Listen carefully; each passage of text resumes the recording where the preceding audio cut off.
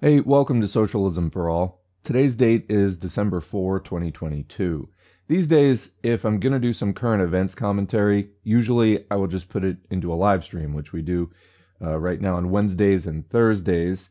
And it's a good time for me to just read whatever articles or little tidbits of news come up while also talking with the chat and just commenting about whatever's on people's minds that day. In other words, in the past on the channel, we've been doing this for almost 3 years now, if there is another video or an article or something that I wanted to comment on, I would usually make a separate short-form, studio-produced, in other words, non-live video about it.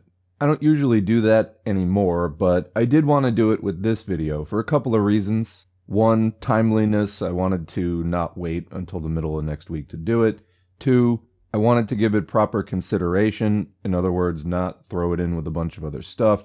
Three, I didn't want it to pollute the stream. In other words, if we did this during a live stream, I thought it could sort of dominate the conversation for a while, and I just don't feel like doing that in the stream. So, let's get on to the video.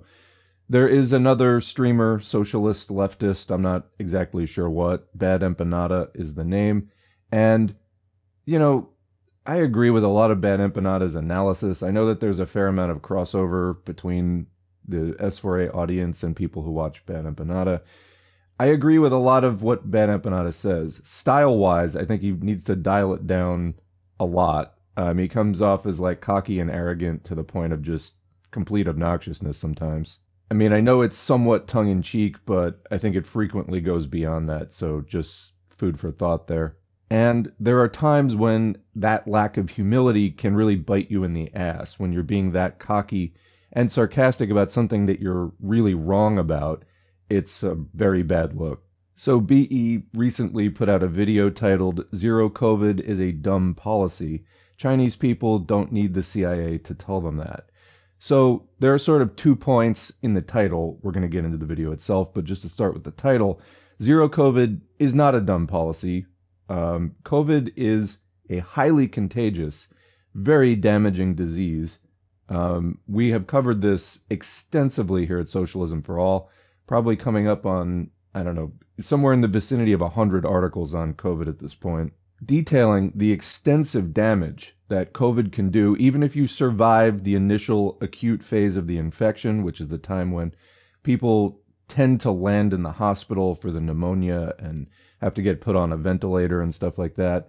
Okay, that's one thing, that's the acute phase. But there's also beyond that, long COVID, which even if you're fully vaccinated, 1 in 6 get long COVID. What is involved in that? Well, organ damage involving brain damage. COVID gets into the brain, infects the brain. This is very hard to treat because there are many drugs that can't cross the blood-brain barrier. So trying to get drugs into where COVID is, if we even had drugs that really dealt with it properly, is challenging. So COVID infects the brain and the brain stem and the nervous system and the heart and the kidneys and the liver and the lungs and the gut, and it attacks your T cells and on and on. So we see people having symptoms for up to a year afterwards, organ damage, previously fit 45-year-olds winding up with pacemakers. All kinds of life-destroying stories coming out of a COVID infection, and then the debilitation caused by long COVID. And what else is happening? Well, every time that COVID is allowed to spread, there's a chance of mutation when the virus replicates in the body. The result of just letting COVID spread wildly throughout the population has been, one, quote, herd immunity has not been achieved. That has always been a lie. That was always a myth. People just keep getting reinfected. And two, through this process, we have created, through human activity, by allowing this thing to just spread and spread and spread, which is a choice, we have created immune escape variants that monoclonal antibodies can't even touch, and that our body's own immune system increasingly cannot deal with effectively. Now, by comparison, in China, where they took this thing seriously and really seriously tried to control the COVID coming in, they had great success at that, and they were only dealing with a very early strain of COVID and some amount of the Delta strain, which, basically was phased out made extinct a year ago. They've dealt with minimal amounts of Omicron and strains in the Omicron family, which have been dominating in places like the US this year. And it's really insidious because fewer people seem to be dying up front during the acute phase, that first 3 weeks or so. However, the long COVID is just as bad as ever, possibly worse. So we're in an environment where many public health institutions are minimizing this disease, saying that it's, quote, mild, that you don't have to worry about it. In fact, this is completely untrue, and it's a lie that's being spread in the name of profits, primarily to keep businesses open and to not disrupt, the free market and all that kind of stuff. We need right now, at a minimum, N95 mask mandates. Cloth masks don't really work that well. N95s need to be produced, given out to people for free, and their use needs to be mandated. Just that alone would reduce spread dramatically, not only of COVID, but of many other serious respiratory diseases. Right now, one of the things we're seeing, and there is a fair amount of evidence to suggest that it is related to COVID-induced immune dysfunction, diseases like RSV having unprecedented surges and causing overload in pediatric ICUs. So we need mask mandates for masks that actually work, N95s. We need improved filtration and ventilation, federally funded, and that construction mandated. We need regular weekly testing at workplaces, at colleges, at other schools, with PCR tests, which are more accurate than the rapid tests. And we need those results actually recorded. One of the things right now, we go by the wastewater charts for COVID, where they detect viral particles in the wastewater. This is right now both the fastest, in other words, there's very little lag. Somebody gets infected with COVID and their body produces more COVID, and then they excrete it out into the wastewater within a day. And then that wastewater is monitored.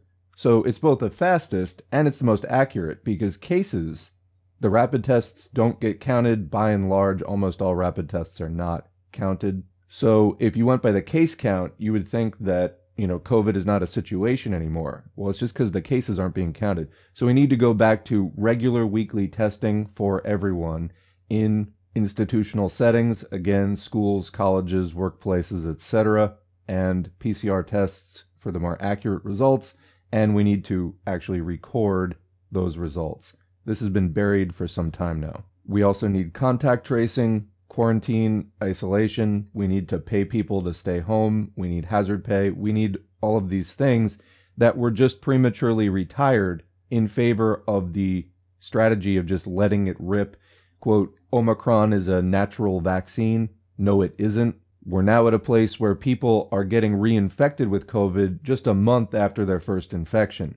That's because the virus has evolved, because we're just letting it rip. Again, every time that it replicates, there's a chance of mutation. Some of those mutations are going to confer advantage to the virus, and it doesn't necessarily take very many generations to produce those results. We have them now. The strains of COVID that are present today are unlike anything in the past in terms of their potential to escape immunity. Antibodies just simply cannot catch them the way that they used to. The virus is also much better at infecting us. It's much more contagious than it was a year ago or 2 years ago. And if this does not stop, which right now there's no sign, we have no reason to believe whatsoever that this would stop on its own. If we do not stop this, and there is another really significant evolutionary leap in, previously, when it went from Delta to Omicron, that was like a huge leap in the number of mutations. If there's another one off of Omicron, or two, and we wind up with a much higher mortality rate. For example, this is SARS coronavirus 2. SARS 1 had a mortality rate in the 10 to 15% range. Mortality is death. So that would be catastrophic for how contagious this is. Likewise, MERS, which is another related coronavirus, that is thought to have something in the 30 to 35% mortality range. So what if COVID picks up some similar characteristics to that? It's not a scenario that we want to have to deal with and find out about firsthand. So is absolutely zero COVID attainable? Well, regardless of whether you're going to have, single digits numbers of cases once in a while, it has to be the goal that you set, because allowing this thing to spread, tolerating a certain amount of it as policy, is going to lead you down the path of letting it spread, having a tolerance for that as policy. And, this isn't like HIV in terms of you need pretty intimate contact in order to transmit it, blood, semen, something like that. COVID is airborne. It is contagious in the air from aerosol particles generated by just speech and breathing and things like that. So with those characteristics of the virus and how it is transmitted, you have to set zero COVID as the goal and attempt to do that, because letting it spread is going to give it a leg up on you that you just can't afford to have. And then you get into the mental gymnastics of trying to rationalize, well, it's not so bad. And okay, 1 in 6 even fully vaccinated people, and a higher percentage of those who are unvaccinated are getting these long-term symptoms, which seem to be indicative of organ damage. And then you have to come up with reasons of, why that isn't such a bad thing. Well, it is. All right. So as far as zero COVID, yes, this makes sense. Now, as far as the second part, yeah, it's true that people in China don't need the CIA to give them opinions, even bad opinions. Okay, fine. But let's get real on COVID here, because the world, by and large, has awful COVID policy, has been denying and minimizing this thing from the start. China was one of the exceptions to that. There have been a handful of other countries which have taken it really seriously and have really controlled it. China was fairly unique as far as not being an island country and being such a large country and controlling it so effectively. Now, yes, that is going to cause impositions on the population. On the other hand, so does brain damage and immune dysfunction, etc. So credit to China where due. They actually took this thing seriously and showed that even a very large, highly populated country that has borders with other countries, isn't just an island, can actually succeed at this. There seem to be conflicting reports today about, are they lifting restrictions? Are they not lifting restrictions? Did they lift restrictions and then kind of put them back into place? In the last 2 weeks, there's been sort of a flurry of, again, I think conflicting stories, and it remains to be seen what the long-term China policy is. I mean, by some reports I was reading, it was like they were letting it rip. By other reports, they had lifted curbs for like a week and then put them back into place. So I'm not really sure yet. There have been protests for sure. In the past, these were not things I would respect, let's put it that way. But when it comes to what Bad Empanada is saying, mostly he is talking at his ass in this video. He does not sound informed on this topic at all. So if you've been living under a rock, what happened is China has this thing they call zero COVID, right? Which means whenever there is a single case of COVID somewhere, they lock down like a ton of the surrounding area, sometimes for months at a time. The point of lockdowns originally was not so much to eliminate the disease, because that might have been possible at some point, but at a certain point, it just becomes functionally impossible because, some people still need to go to work to keep things running for everyone else. Those people are going to contract the disease and shit. People have to go outside to go shopping and shit so that they can survive in lockdown and stuff like that. There's still community transmission of the disease no matter what you do. It's impossible for everyone to just sit in a house forever. Past a certain point, past the beginning of the epidemic, which then became a pandemic, it might have been possible to eliminate the virus completely, but very quickly that became not realistic. So what the original lockdowns were really for was to mitigate the number of cases, to keep the healthcare system able to handle the amount of people that were coming in while people were getting vaccinated and while people were generating some level of immunity through the milder infections. And lockdowns worked well for that. But any notion that lockdowns could have completely eliminated the virus past, the first month of its discovery, that's not really what it was for. So China now has a very weird, very overbearing policy of lockdowns in entire areas when even one case is discovered somewhere, of places where millions of people live in large parts of cities and shit like that. And at this point, the virus is endemic. You're not going to eliminate it entirely. People should already be vaccinated enough to mitigate some of its worst and most widespread consequences. You know, you can't eliminate the virus. China, however, with their zero COVID policy, kind of trying to still, which you can't. So the video starts out with him saying lockdowns don't really work. There's still community transmission of the disease. It's impossible to totally control it, no matter what you do. Maybe in the beginning it would have been possible to eradicate it, but now you just have to live with it.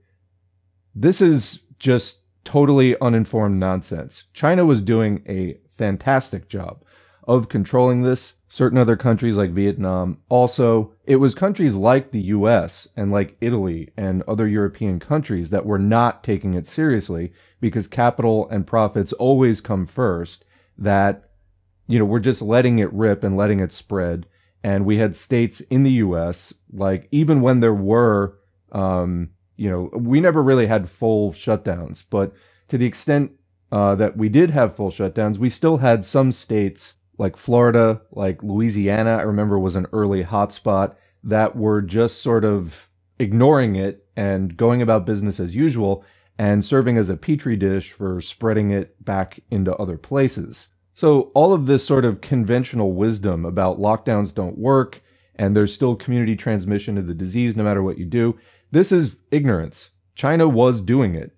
And there are measures you can take, again, like N95s, like filtration and ventilation, etc., that even for the people who do have to continue working, because, there are certain industries like food production that people need, it's understood that a certain amount of production needs to go on. Those workers, first of all, should be given hazard pay to work in that environment, and then also need PPE, which is no longer being done now either. I mean, you go around, maybe 1 or 2 in 100 people are masking at all. And what's happening? COVID is spreading rampantly. Well, it can be done. So all of this sort of conventional wisdom about this isn't informed by anything at all. This is just shit he heard on the news. It's, conventional thinking that capital has asked us to swallow. It's not based on anything, and it's just incorrect. You look at the United States in the spring of 2020, for example, the numbers went way, way, way lower. And that was before people were really using N95s and things like that. That was with the partial half-assed shutdowns that we had. Even those worked really well. So no, you can contain this. Also, SARS-1, what happened to that? It was contained. It went away because it was contained. SARS-2 isn't, because it came over to the countries that just don't give a shit about anything. And it's been just recirculated around the world over and over and over again. It's worth mentioning here also that China has taken the blame for, quote, causing COVID or originating it. However, there is some evidence that it was in Europe in late 2019 also, even prior to the Wuhan outbreak. However, China takes this thing seriously, and so they actually had a visible public response by the government to the outbreak, whereas, Italy and Spain did not. Now, the origin of the thing, that's not really the point. The point is China has been taking this seriously from day one, and that may have even cost them, being blamed for this in the world because they're the first one that actually took note of it, whereas it may have been in Southern Europe previously, but the European governments, not having different public health standards, let's put it that way, did not note the outbreak and try to contain it in the same way. So anyway, Bad Empanada continues on, talking about how the original lockdowns were just to mitigate, reduce the number of cases to prevent hospital overload. Again, in the United States, that was one of the reasons, but China was building hospitals, building hospitals with hundreds and hundreds of beds in the span of 8 or 10 days. Just to deal with this problem. So again, it depends whose lockdowns you're talking about. For some countries, again, in Europe and the United States, not the standards that we should be looking to. They may have just said, oh, well, we're going to let it spread. We're not going to try to eradicate it. That would involve inconveniencing capital. So yeah, that may have been said that, they're just trying to keep it to where the hospitals can sort of treat people, and even that didn't always work. But again, this is just sort of talking out his ass. He doesn't know what he's talking about. And then, he goes on to talk about the milder infections. This is all in the first minute of the video. COVID is not mild. None of it's mild. This is just straight up minimization, misinformation. And it's all in the first minute of his video.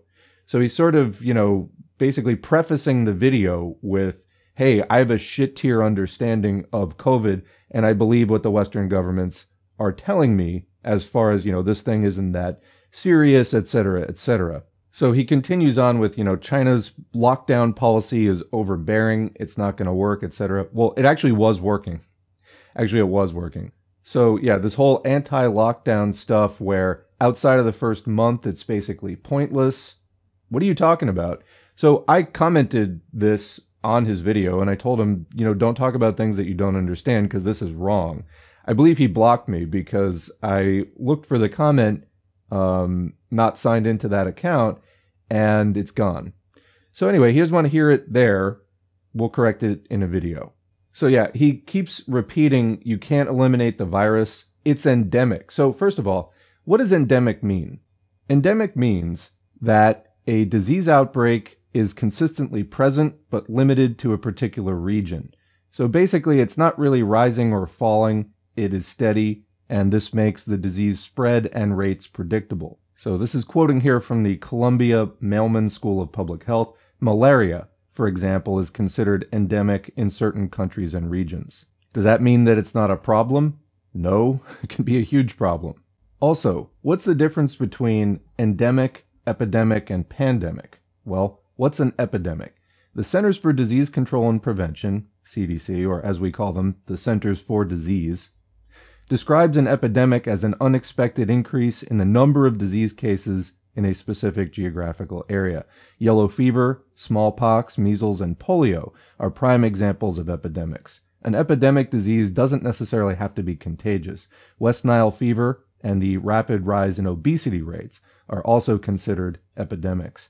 Epidemics can refer to a disease or other specific health-related behavior, like smoking, with rates that are clearly above the expected occurrence in a community or region.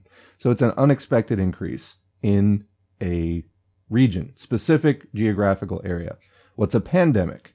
The World Health Organization, WHO, declares a pandemic when a disease's growth is exponential. This means that the growth rate skyrockets, and each day, cases grow more than the day prior. In being declared a pandemic, the virus has nothing to do with virology, population immunity, or disease severity. It means that a virus covers a wide area, affecting several countries and populations. Okay, well, now what are the differences between them? The WHO defines pandemics, epidemics, and endemic diseases based on a disease's rate of spread. Thus, the difference between an epidemic and a pandemic isn't in the severity of the disease, but the degree to which it has spread. A pandemic cuts across international boundaries as opposed to regional epidemics. So, is COVID affecting the whole world still? Yes, hands down, absolutely. In other words, it is not confined to a particular geographical area.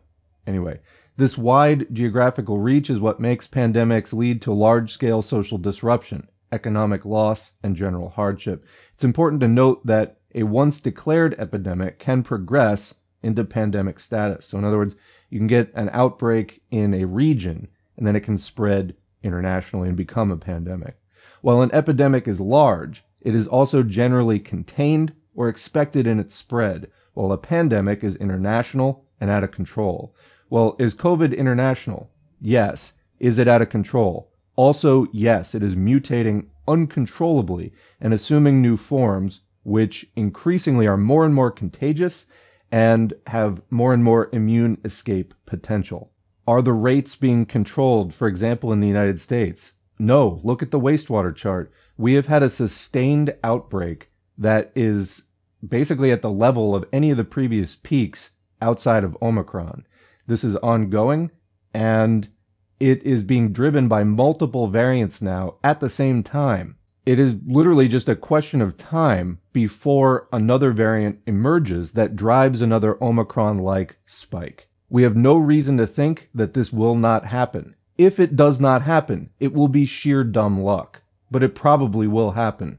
So anyway, Bad Empanada yelling at his audience that lockdowns don't work, they're bad, China's doing all this in vain when actually it was demonstrably working. Meanwhile, in the United States, we are back to 1996 levels of life expectancy. For the overall population, it's been declining pretty sharply in the last couple of years. And for some subsets of the population, for example, Native Americans, that has dropped by 7 years. So this is what's actually happening in the real world. This disease needs to be controlled. There are things that you can do short of, full widespread shutdowns. You can do targeted shutdowns where absolutely needed. But if we got the N95 mask mandates into place, if we had regular testing in institutions with contact tracing and isolation and quarantine, pay people to stay home during those periods so that there isn't economic loss to them, etc. And the ventilation and filtration, etc.